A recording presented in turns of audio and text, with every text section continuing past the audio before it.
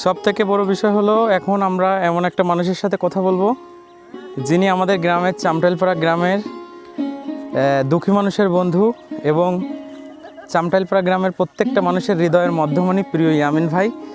এখন তিনি দেখছি যে মাঠে কাজ করছেন।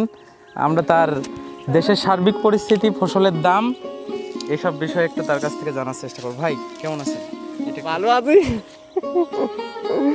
আপনি ভালো আছেন ভাই? হ্যাঁ, আল্লাহ পাক রাখেছে। এখন এই দেশের বর্তমান পরিস্থিতি নিয়ে আপনি কি বলবেন? আর কিছুই না, ওই দেশের পরিস্থিতি কি করবো, আমার নিজের তাই আমি নিজে বাঁচি না। হ্যাঁ, ফসলের দামটা নিয়ে কোনো পেঁয়াজ কমেন্ট? তো নেই, পেঁয়াজ বেশি ধ্বংস করে দিয়েছে জনের দিয়ে। একটা বন্ধু কাজ করে টাকা নেয় 800। এই যে ঝাল গাছ হয়নি, মাটি দিচ্ছি।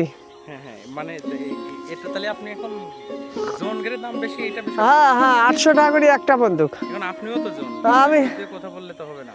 আমি তো জন দিলি তো জন দিইনি আমি। বুঝতে পারছি। আচ্ছা, আপনি কি বলবেন বলেন? হ্যাঁ, খুব ভালো। কি চাচা না? ওই যে ওই লোকের কথা।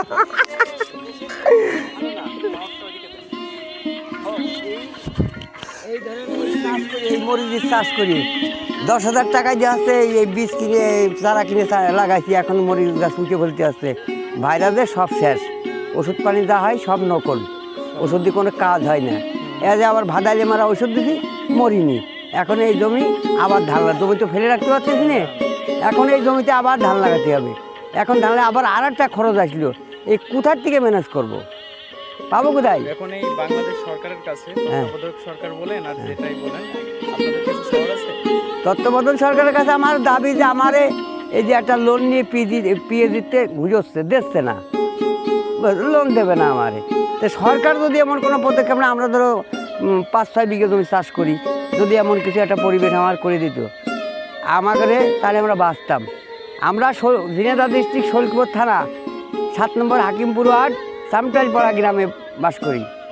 আমরা হিন্দু সমাজের লোক, আমাকে তো কেউ অ্যালাউই করে না রে বাবু, আমাকে কেউ অ্যালাউই করে না যে আমরা যেটা মানুষ মনে হয় না। আমরা সর্বোচ্চ চেষ্টা করব, আপনারাও শেয়ার করে দিবেন।